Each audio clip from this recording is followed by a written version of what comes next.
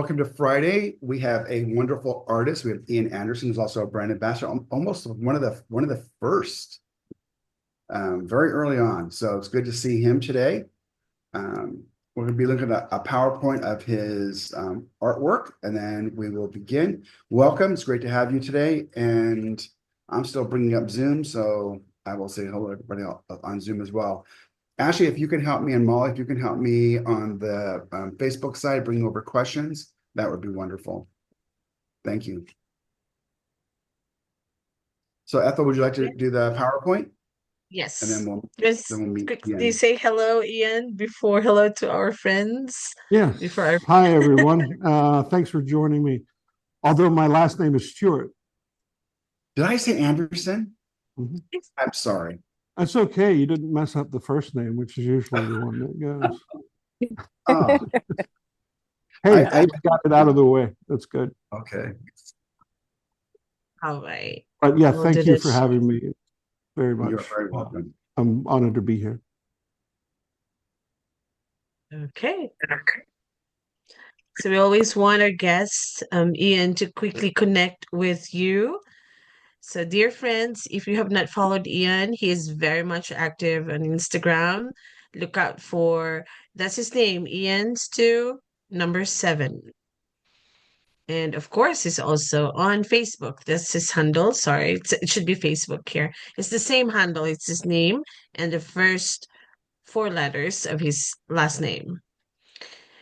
Ian, the next couple of slides are some of your recent artworks, and we Mhm. know that our global community would love to hear something about each of the artworks here. We begin with this collection of images.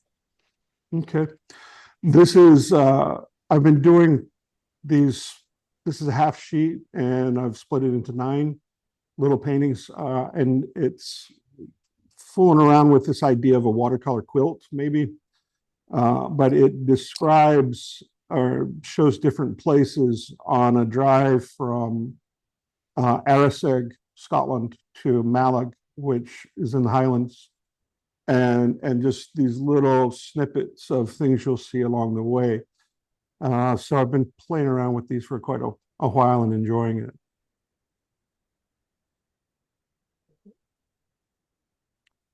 And this one is brand new. It's a 20-minute demo I did for Madeline Island School of the Arts in Santa Fe, but this is actually, we were at the Ghost Ranch. And so as I was explaining, when you're moving quickly and making decisions fast, sometimes you don't have an opportunity to overthink it and ruin it. So, and that's going to be today, is painting quickly and making decisions fast. So it's a good exercise. And this is, again, I've been doing this is me playing with Balhong paper, and I really like what it does with granulation, but it's for me a little bit difficult to draw on. And this is just a ferry leaving for the Isle of Skye. So it's, again, Scotland. It's where I'm from, but I don't sound like it. But it's one of my favorite subjects. Beautiful. That one, right there, right behind me, is one I finished up that had kind of been in the drawer for a long time, and then I pulled it out and fixed it up for the American Watercolor Society this year. I was a juror, and in doing so, they do allow you to submit a painting. And I just got this back yesterday, so it's kind of nice to have it. And I did not know that that would be up behind me, so I'll move my head a little bit. That's sketchbook, and this is the Jewish Quarter in Rome, which, if you have ever been to Rome and you go to the main sites, this can be overlooked, and it is absolutely worth every bit. It's sort of like the Forum, but without any of the gates or anything. You can kind of wander around back there. And then Rome, we got there and it's raining cats and dogs. And so I always see puddles as an opportunity. And a good friend bought that one. And this is another view. This is the Arch of Septimus. And then for those of you that know Rome, you will tell that I've taken a lot of liberty here and I've removed buildings and stuff just for to focus in on what I want you to do. And I'm pretty well known for that. I don't like to be beholden to what I'm seeing. I will rearrange it for the painting. This is on the Italian coast and just one of these sketchbook pages that sometimes when I'm teaching, I talk about, okay, you're looking at this entire incredible landscape. How do you begin to choose what to do? And all of these buildings go down to the harbor, but that's a little too much to do in one setting or one sitting. That'd be a much longer demo. So I talk about taking slices or little views of things and then letting things bleed out and concentrating on, say one area. And then that takes a bit of the fear of trying to capture a scene like this, which can be extremely overwhelming. So it's when I teach, I want to show people ways to avoid that kind of fear, and just jump in and enjoy. And just wanted to highlight that Iain has workshops all throughout the year. I think May is already full, right, Iain?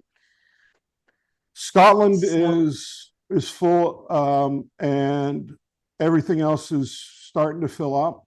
So I'll be in Newburgh, although I'm flying into Newark, so we'll see if I get there or not. They've been having some trouble, but and then if you look at my website, you'll see what I have going on next year, but that's mainly the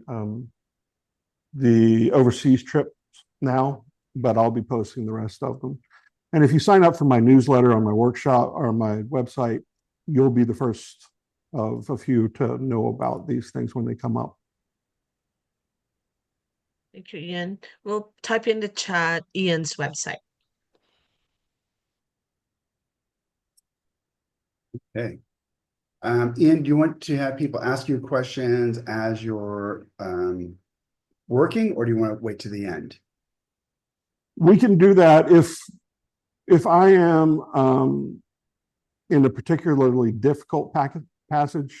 It may take me a minute to answer the question, but that's certainly fine. Fantastic. All right. Thank you for being here today, and you can start anytime you like. Okay. So here we are. This is and is that in full screen? Everybody see it? Yes. Yes. Here's my palette, and then this is what I talk about in my workshops. This is a sort of a slice but imagined scene with real places that I've put together. So this is very typical of a work, a sketchbook page. Is this piece is a building that's across the street. This is actually a pizza joint next to the oldest house in the United States. But when you begin to put these together, they work as one in describing an area. So I'll just start, but note, I use a barrel, this is a Sanford 314, and that's my main brush now, or main pencil. If you want to get these kind of lines, there's also, you can get a Blackwing, and it's a very,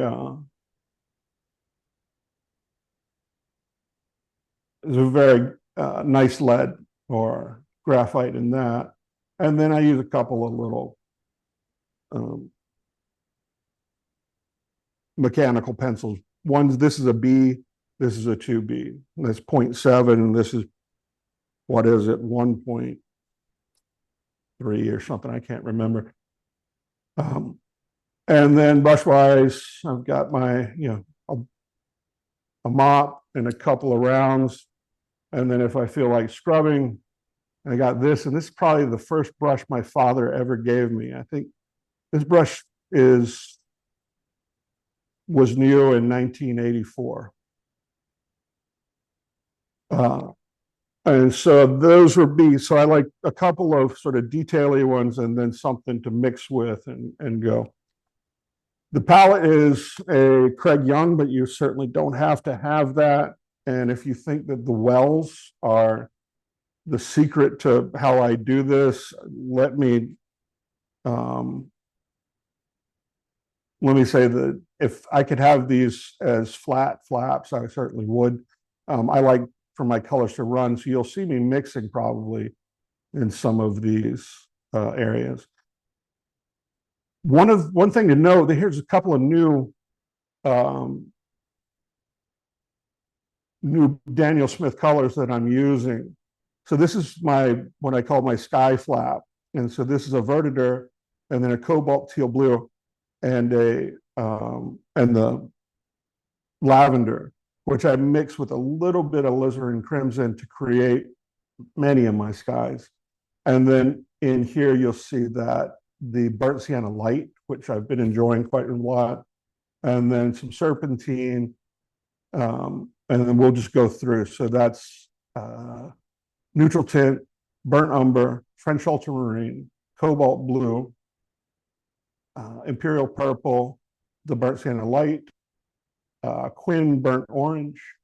This is a rose madder, alizarin crimson, cad scarlet, raw sienna, azo yellow, and then in here I've got two. This is just a cad orange and new gamboge, the serpentine.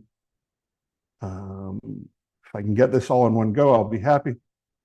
Undersea green, and then phthalo turquoise. And then over here is Jean Brilliant 1, Naples yellow, and then wisteria, which has been maybe one of my favorites lately. So they all work well together. This is my test one, so it's when the rose madder goes out, I'll probably pull one of your new colors in, like coral or something like that, that I've been playing with. So let's jump in. One of the things, mix enough color. Can you make the screen bigger? It's just up in the corner for mine. Me? Ian's screen is already on Spotlight, Bruce. So What's that? upper right-hand corner, just select speaker so that you will see the spotlighted speaker. Yeah. I mean, in my preview, Got I'm it. showing the entire thing.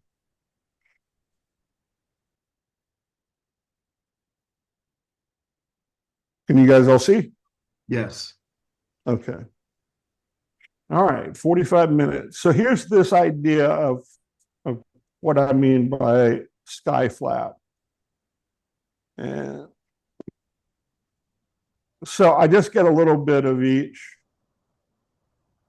and then I'll add a lick because the alizarin crimson is so powerful.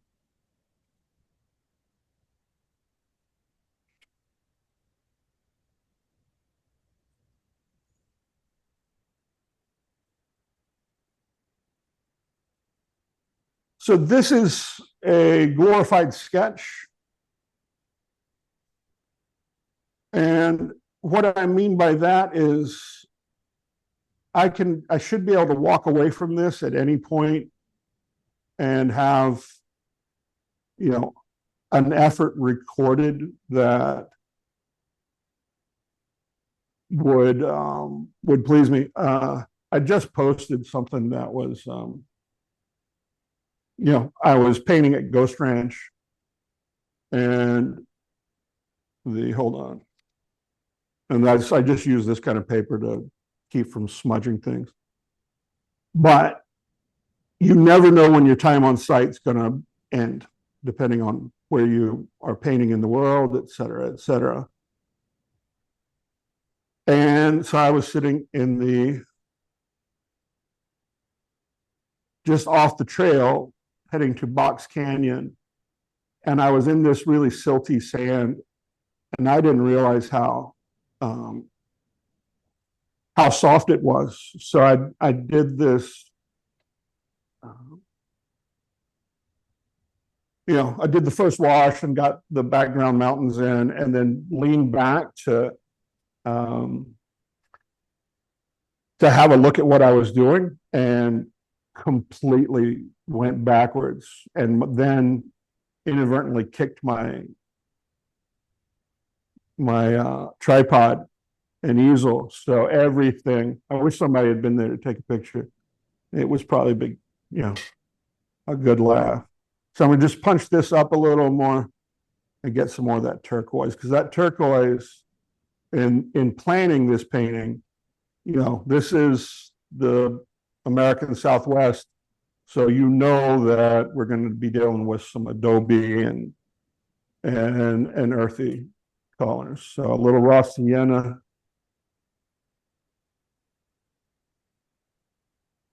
And the reason, typically I don't draw this heavy, but for demos I find it to be a little bit better. And also it's very forgiving. So if I get color in certain areas, then I'm good. I'll get some of that. And it's dirty because I've been putting the burnt umber in it. A little of the rose madder. And then always think about the thickness of your paint. So I'll mix these. I've got this guy ready. So I'm going to pull some of this turquoise. And I always mix everything before I begin painting. And then I hope that I have leftovers that I can work with.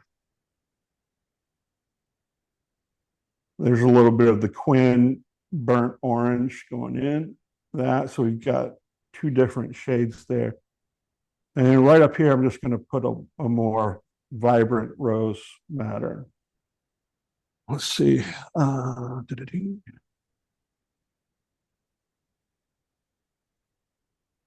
then again, I'm going to get some, this is burnt umber, get some of that there. And I'm just going to wet this yellow, and I know that there's some green in there, so I'm kind of getting that out. So the trick is to do this and then put in the major elements and then be able to tie these two things together. Because like I said, this portion is looking across the street. And then the other portion is me looking to the side. So what I do when I'm teaching is once I've got everybody going, then I'll walk around and help. But then also I will come back and do a couple of moves on mine. And that looks right, totally, which tells me immediately it's not.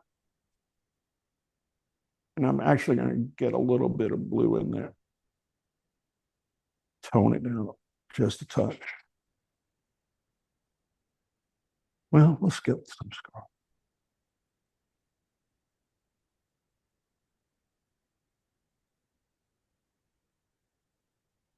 So what I'm going to do is I've got these two mixtures. One is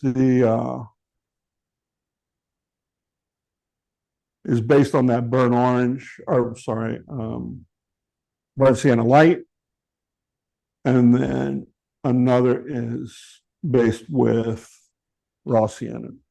So you'll see here I move into the yellows.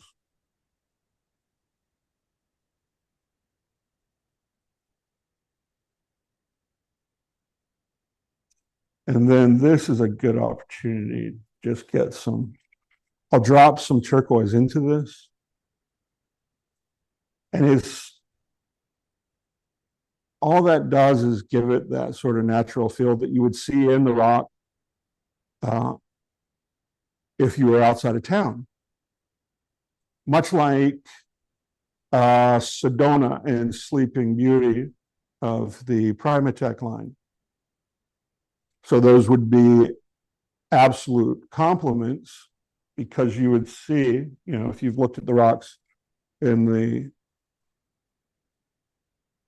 Southwest, you'll know that there are striations of that deep red that lean towards the turquoise. So Mother Nature as well is one of those things that kind of helps you.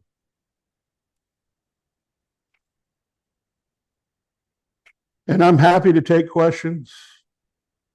I got a little bleed going right there. I am not worried about it.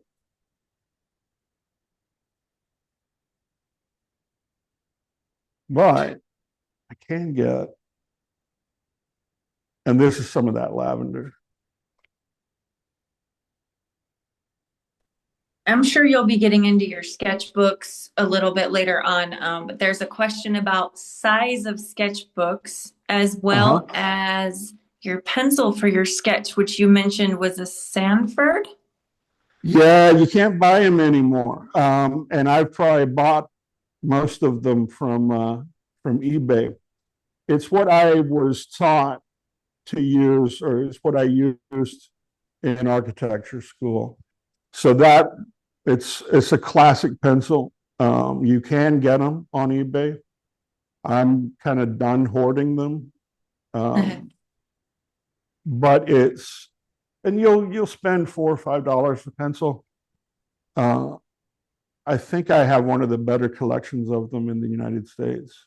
You did mention Blackwing as an alternative, and I do know those are a little pricier, but they are lovely pencils. Well, that's the thing is, the proper tool is going to cost some money sometimes, and that if it works for you, then great. But I don't suggest going out and buying expensive. And I'm just going to start putting some of this yellow in to suggest this tree that's in the foreground.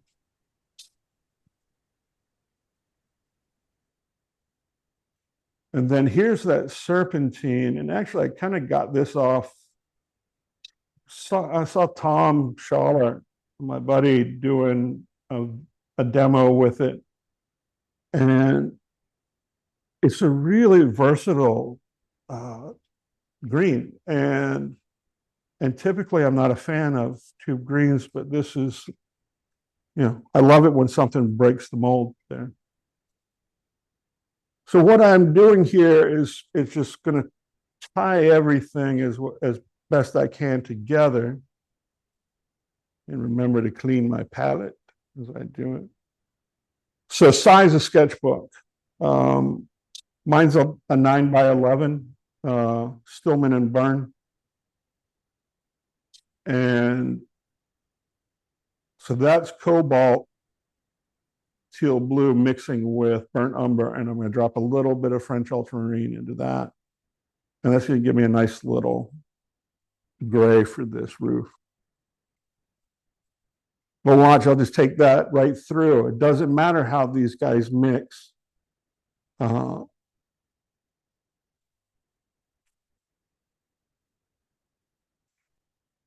I think painting with the mentality that you are it doesn't matter if you succeed or not. That whole idea of I'm painting and therefore I can't ruin this, that'll hold you back. Also, I think one of the more knowing at what point in time you can drop things in.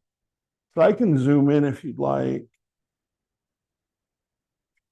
and show you. Just remind me to zoom back out because I'm pretty notorious for forgetting that.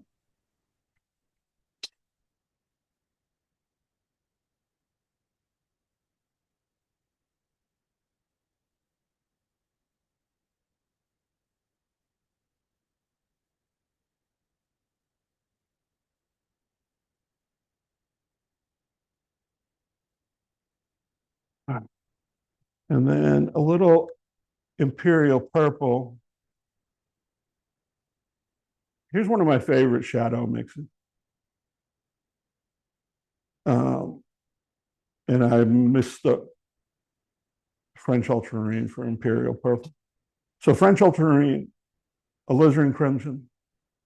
And depending on if you've got a lot of yellows going on or a lot of blues, let that go to the blue or the violet side.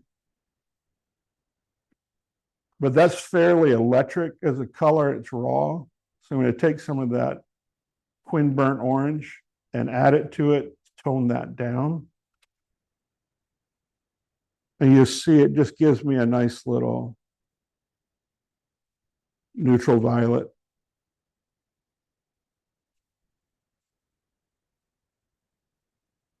Anything I paint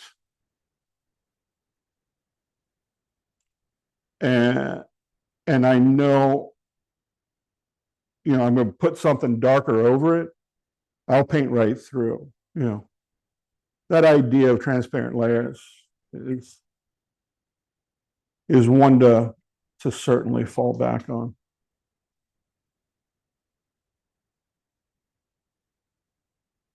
And if you had told me 16 years ago that part of me making my living would be painting somewhat publicly on a timer, I would have said, no way, man. So that's a classic, like, whoa, man, that's way too strong.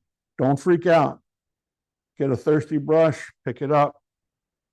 Name of the game is stay chilled out. I think the title of your next book should be Don't Freak Out. I say that a lot, but it's mainly to me, I think. Don't freak out, Iain. I know everybody's listening. There's a question about which paper for the Stillman and Byrne. Do you like the Okay. beta series? This is the beta series. In my sketchbooks, I use the alpha. Okay. And So this paper you're using right now is it's beta. Beta, So gotcha. that means that it's slightly thicker. The other thing I like to do is see where this paper is undulating because it's probably 120 pounds or something like that. But I'll allow little pockets to stay wet in the hopes that maybe I'll get a bloom. And that again is one of those things that I've just learned over time is let this stuff do what it's going to do. I'm going to come down. And now here's the little tricky bit is how do you, why am I saying you? I'm painting. How do I make this transition? Because although this looks like the same building, these are two.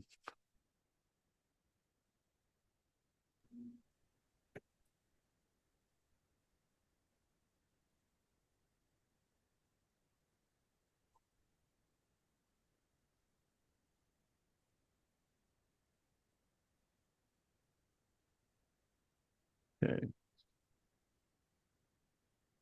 Some more of that yellow starting to get in here. And the tree is actually the foil. It's the one that's doing that heavy lift, the connection. So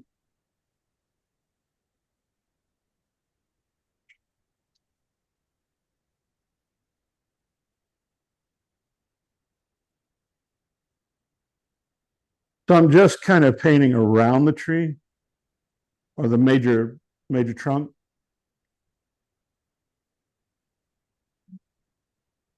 And I can let that go down and then touch in here. But I do want to keep that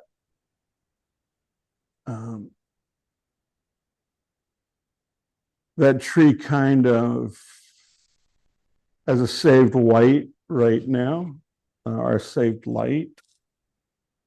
But I am going to take some of that red and have that poking around. Okay.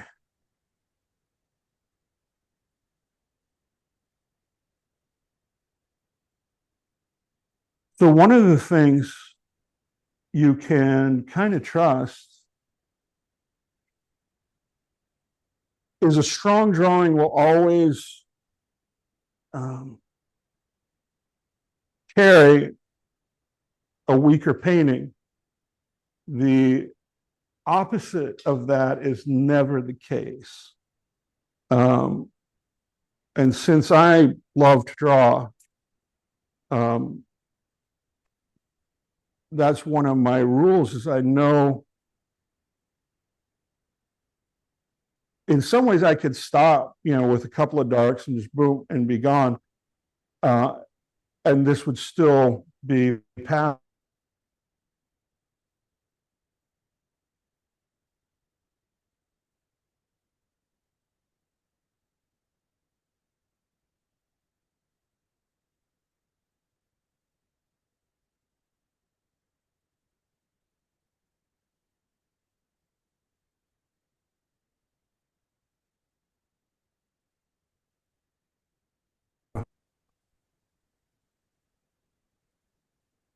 And this is all just the ventilation stuff on top of a pizza joint.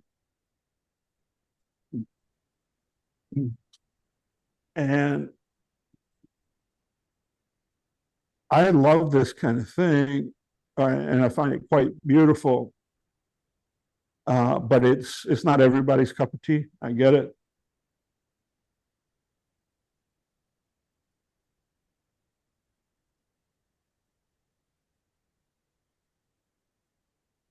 He's painting a pizza joint. Yes, I am. Okay, so we've got this. Let's just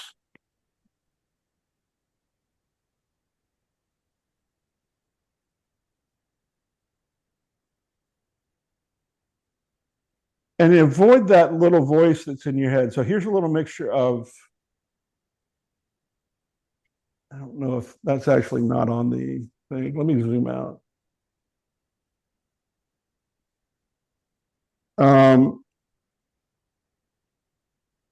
So this is a mixture of Naples and the Jean Brilliant too.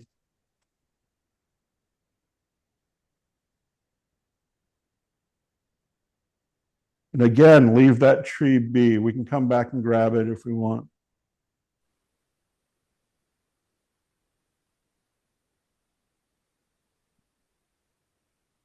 The thing you run into in doing these types of paintings is you may be absolutely unaware of something going on in your painting because you're doing a couple of different things.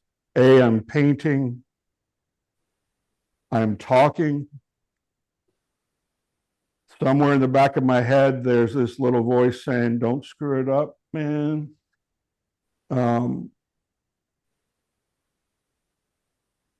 But you gotta kind of put that all that stuff aside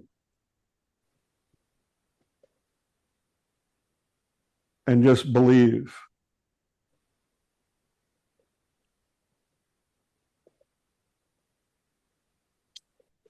This looks like a fantastic mess, which makes me quite happy.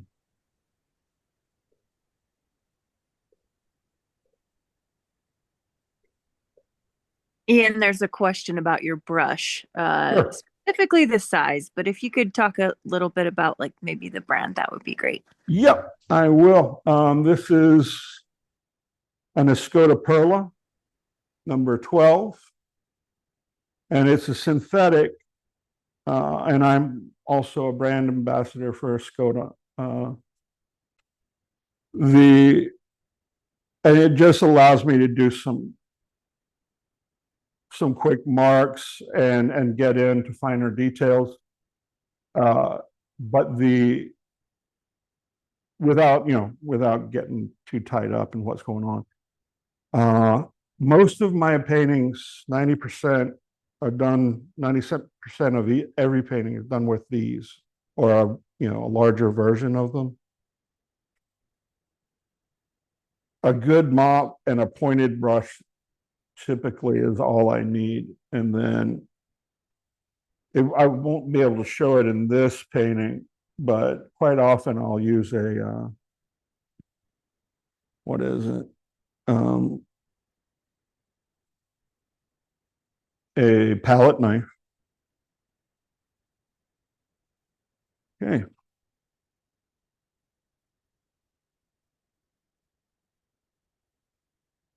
So that little bloom there, we're going to soak this up with a thirsty brush.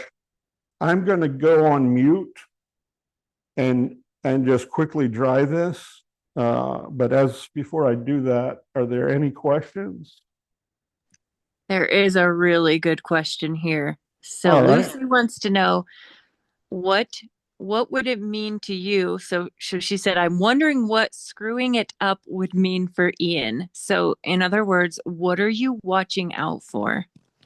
Overworking it, going too strong too quickly. And the number one killer for me is losing that sense of transparency. Love it. Thank you. This whole wash, I mean, it may look dark, but it's not. It's all sort of mid-tony right now. And then I use this little spray bottle to get some texture. Ian, we won't hear the hair dryer. Zoom will automatically mute it. Oh, I've got to watch this. Let's hope that the hairdryer does not knock out my entire system. It's on a different plug.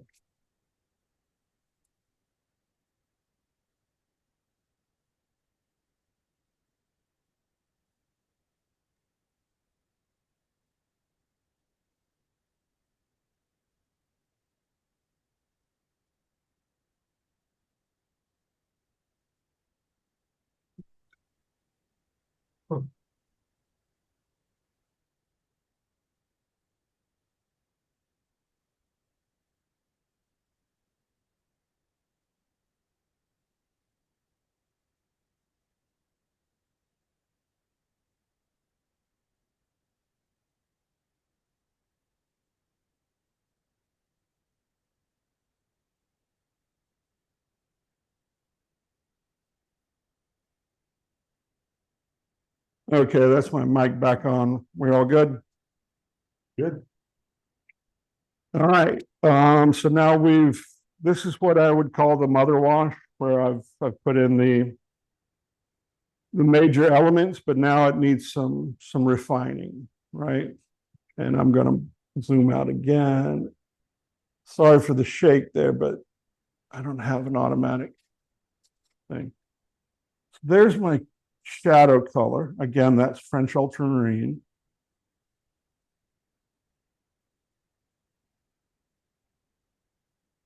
Alizarin crimson. And that stuff, alizarin crimson, is powerful, so be mindful.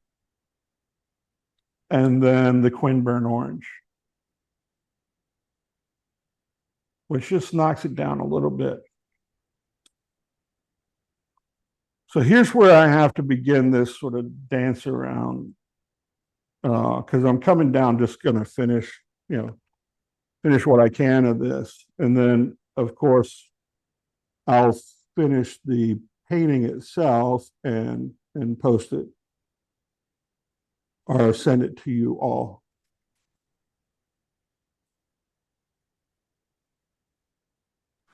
So Iain, there's a good question as well. What tells you that a painting is overworked? Would you say losing your values? I'll tell you what I would say instead of overworked, is if you don't have a plan and you can't see what's coming next in your mind's eye, that's a big red flag. Or if you start looking around, as soon as you start looking around for things to do, stop painting.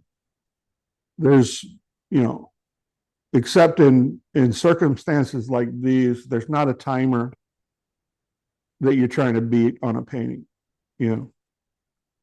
But if you go in and start fooling around with stuff, you're liable to do something you don't like. And again, just be mindful of that.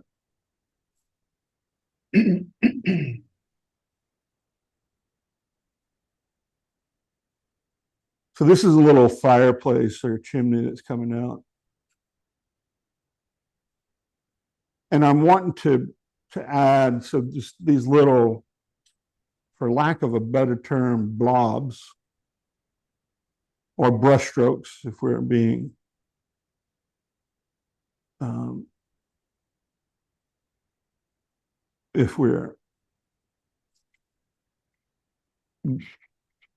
hold on, I'm just thinking here.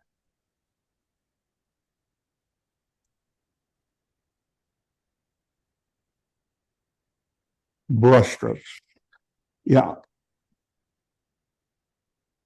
I think one of the best things you can do for yourself is begin to allow yourself to see in a way. So this is that burnt umber. See in a way that doesn't rely on accuracy so much as value, and then understanding that mark making is going to benefit you. So some of these, I could take some bits out and make them, less noticeable. But it's these little areas that they're pretty important. And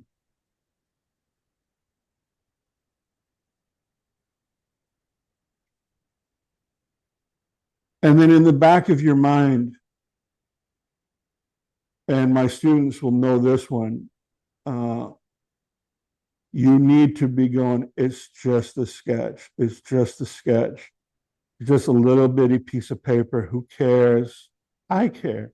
Yes, I know, but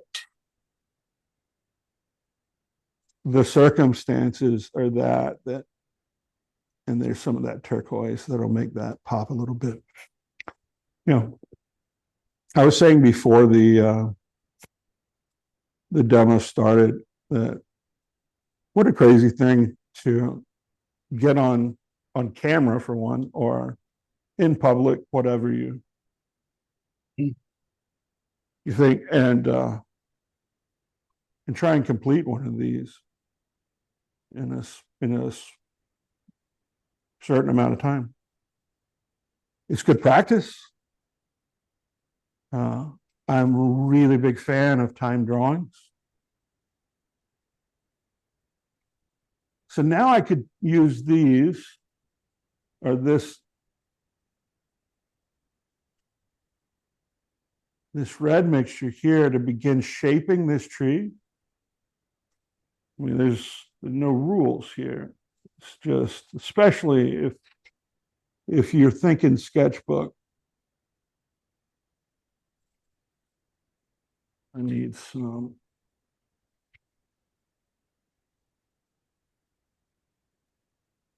What would you do different if you were doing a larger painting that was not in the sketchbook? That's a good question. Not much. I just wouldn't be looking at my watch quite as much. And the drawing wouldn't be quite as noticeable. I always say there are two drawings in every painting, one done with the pencil that very few people end up seeing, and then one done with the brush that everyone does or everyone sees. But you see that these darks starting to knock back what we thought were somewhat dark marks, or somewhat of a dark background to begin with.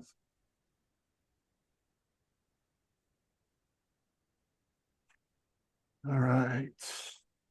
So now, how strict are you all on the time thing? We're flexible.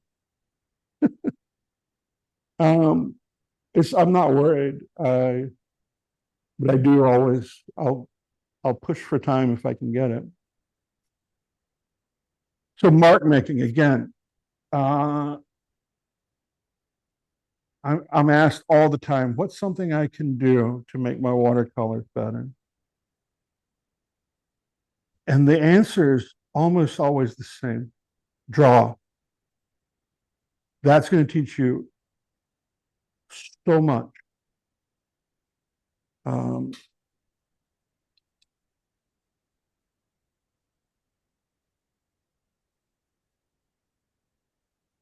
And I know that I don't have anything against people that project or whatnot. It's just for me, that's just is kind of a missed opportunity, because to me, in my work, and this is me talking about just me, I'm not comparing myself to anyone here, this is part of the process. This is why I enjoy it. So, and doing multiple drawings, that kind of thing. It just really teaches you how to see. And I don't find any attempt at drawing ever to be a wasted effort. And I'd say the same thing with paint. But we're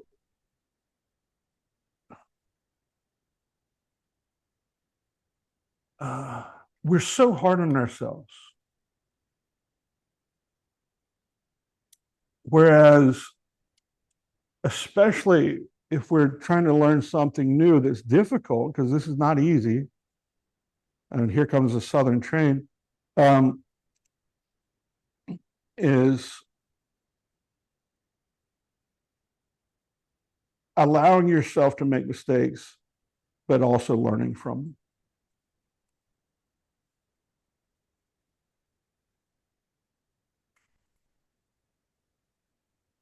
Yeah, that's working out pretty good. Before that gets crazy, I'm going to turn this upside down. Iain, there's a question here from Drew in the comments. Okay. She's got the best question. How do you know when it's okay to leave pencil marks in a finished painting, not a sketch? Yeah. I don't mind seeing them and sometimes even enjoy seeing them, but some artists feel they shouldn't be seen. Is it preference? And as a judge, does it matter to you? No. And I say that with conviction. I would, when I see pencil lines and that sort of thing, it gives me a lot more insight into the artist's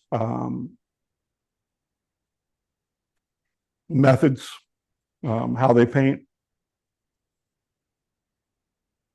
and to a certain degree how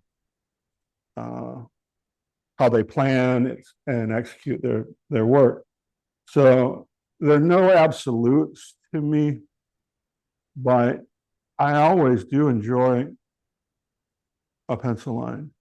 And a great example of that would be maybe Janet Rogers or something, who draws with what looks to be, and I've never asked her, but she gets a lot of graphite on those, on her paintings.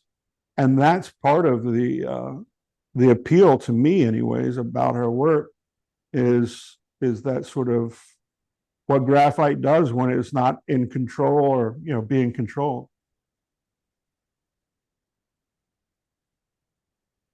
Some people think, how do I say this without offending people? There are a lot of people think that sketching is lesser than a finished painting. And to them, my simple question would be why? And then followed quickly by, I think there's an honesty to a sketch that's hard to replicate. Because if you pay attention to certain rules, we'll say, one of them being, it's yours, this work, it's nobody else's. A sketch, when you close that book, it's yours. You can choose to share it, or not. But that's your place of private exploration. And then this idea that a finished watercolor has to have maybe certain things about it, and this is just some kind of vent above this, like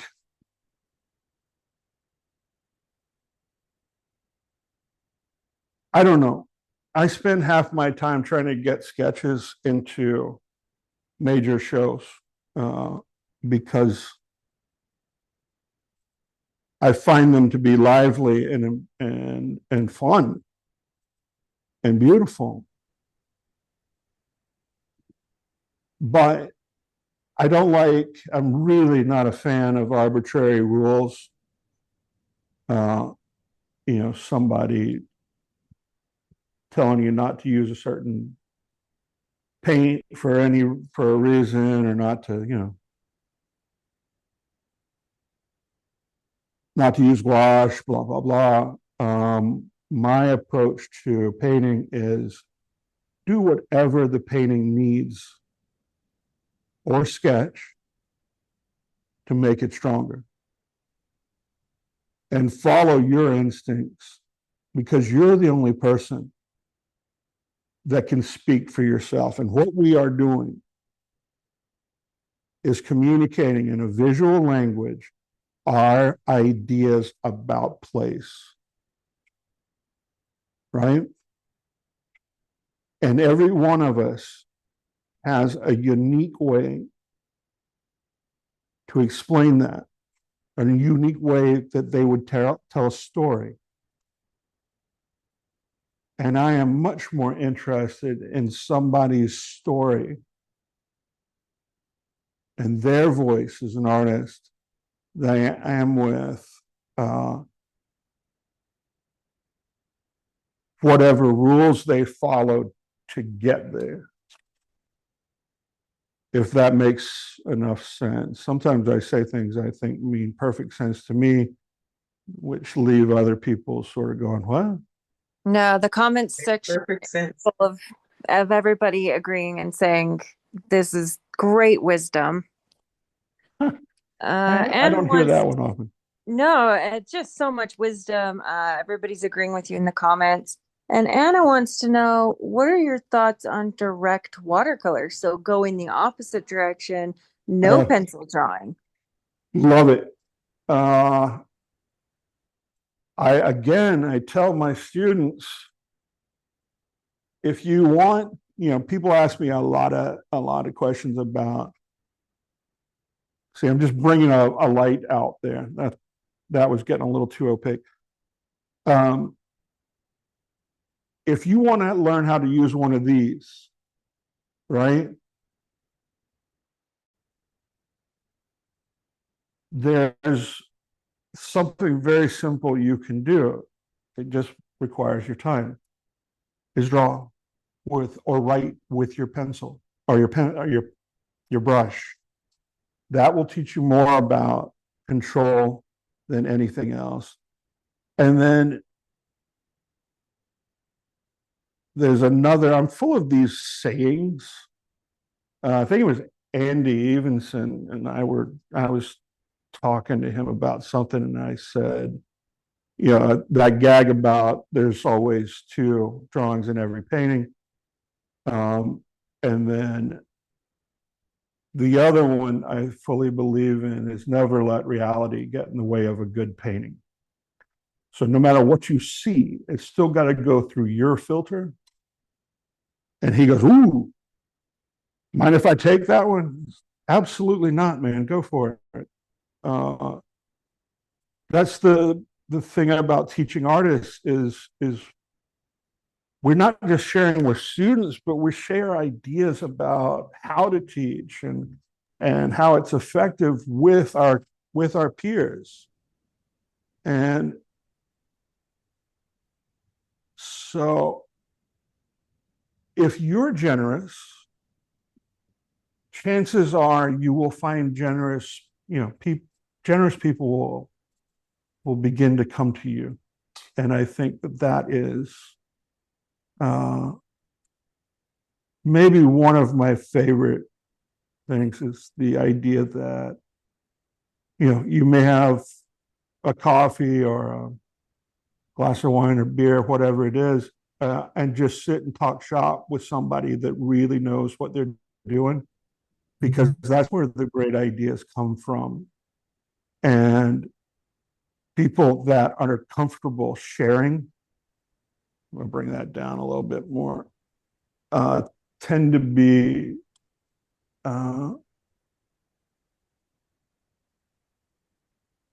tend to have good things to tell you, I suppose. Yeah. Important things that you need to listen to. Ian, I'll give you another one from Don Andrews. It's one of my Hey, favorite quotes. Don. All right. Nature doesn't always get it right. Make it better.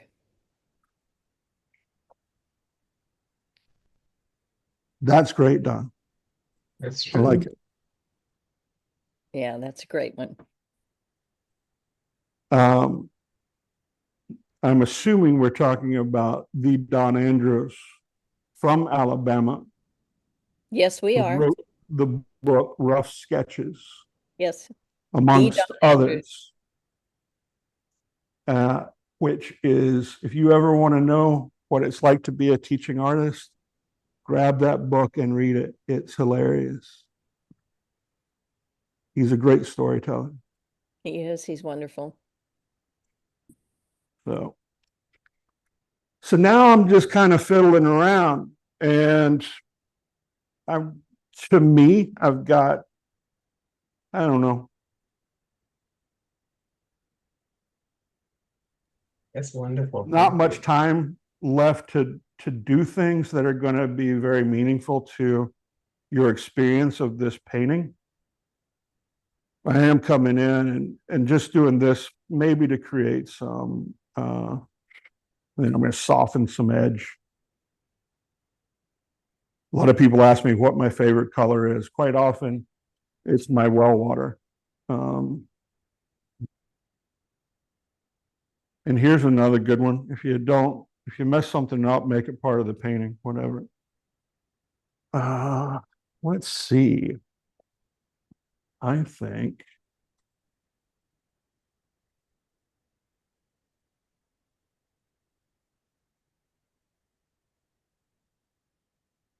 so. I get this question a lot, and sorry, I'm turning things around and upside down. I'm going to make you work for it. is that those last little darks, if you use sparingly, will make things pop. But I'm talking about less than 5% of the painting or sketch, whatever you want to say.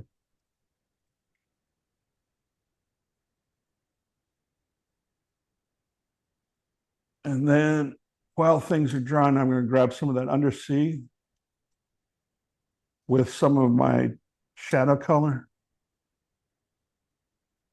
Here's another thing, greens. You start layering those things, and very quickly you're going to learn it's like how many licks to get to the center of a Tootsie Pop, right? Well, how many times can you layer a green?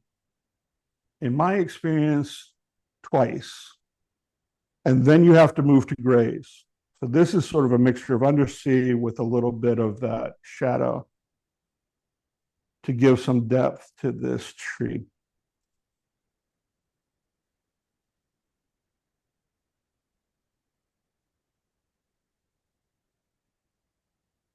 Now I'm starting to look for things, which is a clear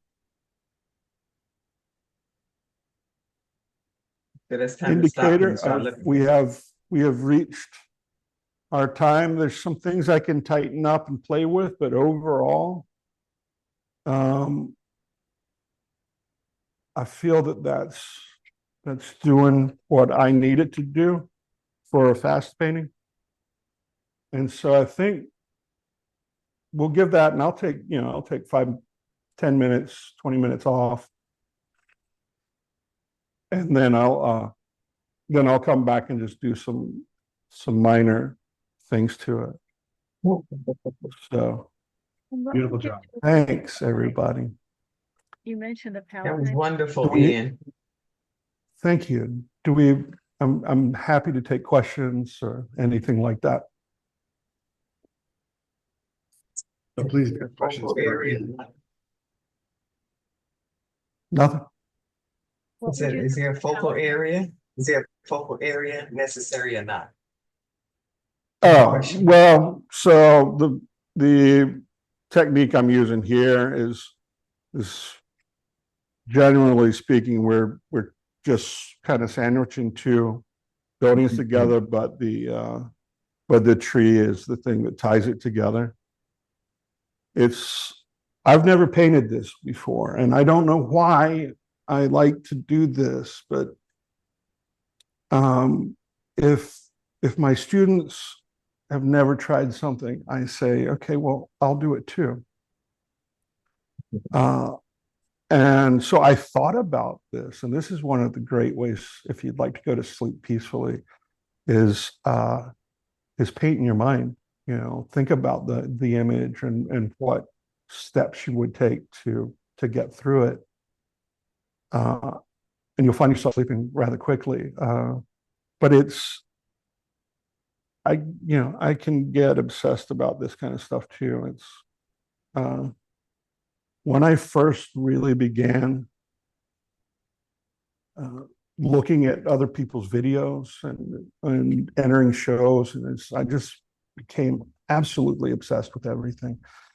To the point where my wife would say before people came over, it's like, don't show them or do not put that DVD in there and show them so-and-so painting. And I'd be like, well, it's great and it's entertaining. Why wouldn't they like that? And it's so, I don't know, it's the weirdness in me. I think if you love it, there's nothing else that's better, and embrace that weird, odd kind of addiction, maybe. I don't know, but it's there, and I'll deal with that all my life. So, happy to. Thank you. Beautiful. Thank you for And, great demo. Very inspiring, Ian. You're so inspiring. Thank you. Thank you so much. My pleasure. Thank you for having me on, and spending some time with me today. Absolutely. Wonderful session. Yeah, really nice. Excellent. Thank you, John. Oh, you're all welcome. Thank you, Ian. Thank you, everybody, for watching. Thank you, Ian, Thank you. so Thank much. you. Thank you, John. John, Lovely. Ashley, Thank you. Letizia. Bye bye, everyone. Have a good weekend. Every Bye. time I see John, you, you painting Bye, again. everyone. Thank you, you are Ashley. great every time. Every time. Have a great Good. Thank weekend. you. I'm blushing. Bye, Lovely But everybody. it's an absolute